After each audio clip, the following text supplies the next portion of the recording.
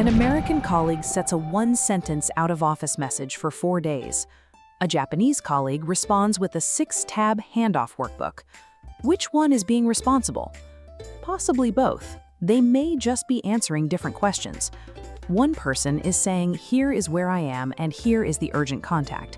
The other is asking, "While you are gone, who owns the work, who can decide, and what happens if the plan changes?" That is the central problem. An out-of-office message can be a status notice, or it can be heard as the start of a responsibility transfer.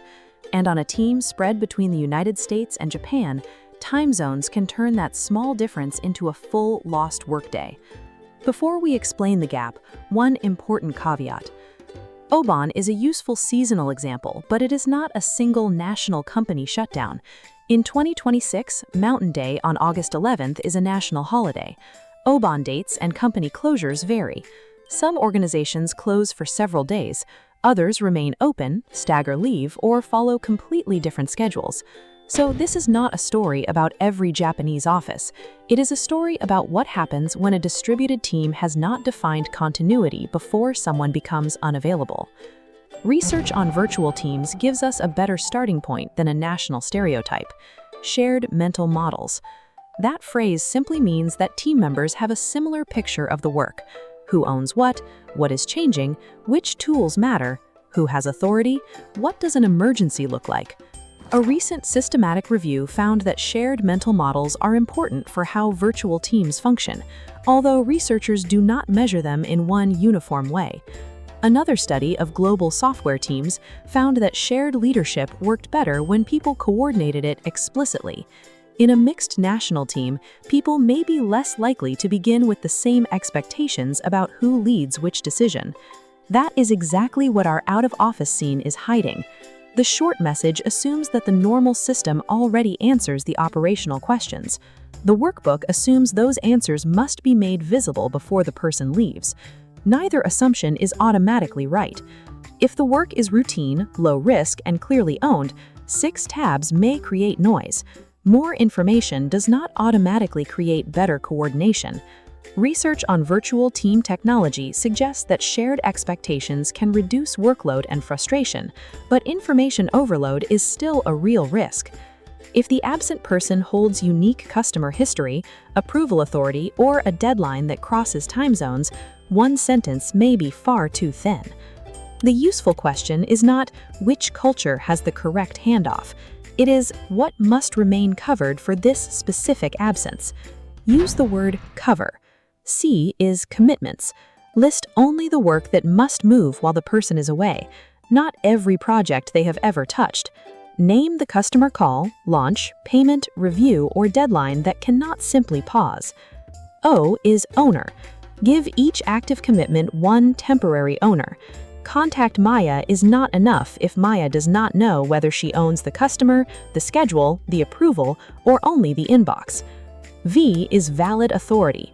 What can the temporary owner actually decide? Can Maya approve a discount, move the date, accept a vendor change? If there is a limit, name the limit before the absence begins. E is escalation. Define the trigger and the channel. Do not write, "Contact me if it is urgent," and make everyone invent the definition of urgent. Say what event justifies interruption and how to reach the person. R is return. Name the first checkpoint after the employee comes back. Where will decisions be recorded? What needs a summary? When does temporary ownership end? Here is what that can sound like in one compact handoff. I will be offline Tuesday through Friday. Maya owns the customer call and can approve discounts up to 10%. The launch stays on track unless legal approval or vendor delivery slips. If either happens, text me. Record decisions in the handoff page, and I will review them Monday at 10. That is not 6 tabs. It's also not one vague sentence. It's the smallest continuity plan that matches the risk. Notice what cover does not ask you to do. It does not ask the American side to become more Japanese. It does not ask the Japanese side to stop caring about dependencies. And it does not assume that every employee wants to be contacted during leave. It turns an invisible expectation into a team agreement. Cross-cultural research is useful here, but it also warns us to stay specific. Studies have found differences in some relationships among autonomy, workplace networks, and social norms in Japan and the United States. They have also found common ground, including the importance of trust. Industry, company, role, generation, and individual preference can matter as much as nationality. So treat the 2 points of view as plausible interpretations, not personality tests. Now replay the original scene. I'm away for 4 days. Contact Maya if it is urgent. Instead of sending a mystery workbook, Ken asks one question. Do we have cover for the launch and the customer decision? They name the commitments, owner, valid authority, escalation trigger, and return checkpoint. The out-of-office message stays short. The team still knows how the work moves. Same absence, shared definition of covered. That's the goal. Not a longer handoff, but a clearer transfer of responsibility. Before your next cross-time zone absence, ask one sentence. What needs cover while I'm away? Your vacation does not need a governance structure. Your team just needs to know who can do what before Monday.